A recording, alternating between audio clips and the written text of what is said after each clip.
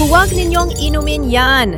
Sigaw ni Maria, ang kasambahay, biglang inalis ang baso ng alak sa kamay ng kanyang amo. Nagulat si Roberto. Anong nangyayari sa'yo? Sir, may lason ng alak. Nakita ko mismo si Madam na naglagay ng pulbos sa baso. Namutla si Helena. Yumakap siya kay Roberto at umiyak. Baliw siya. Gusto niyang saktan ka at palabasing ako ang may sala. Tinawagan ang pulis, ngunit walang naniwala kay Maria. Pinusasan siya, nahaharap sa deportasyon o pagkakakulong. Habang nasa loob ng sasakyan, umiyak siyang nanalangin. Panginoon, alam mo ang katotohanan. Tulungan mo po ako. Ilang araw ang lumipas, isang hindi inaasahang saksi ang lumitaw sa korte. Ang hardinero. Inamin niya na inutusan siya ni Helena na bumili ng lason. Nagulat ang lahat sa loob ng hukuman. Idineklara si Maria na walang sala. Lubos na nagsisi si Roberto at binigyan siya ng mas mataas na posisyon. Kung naniniwala kang hindi pinababayaan ng Diyos ang kanyang mga anak, amen, at i-share ito bilang patotoo sa kanya.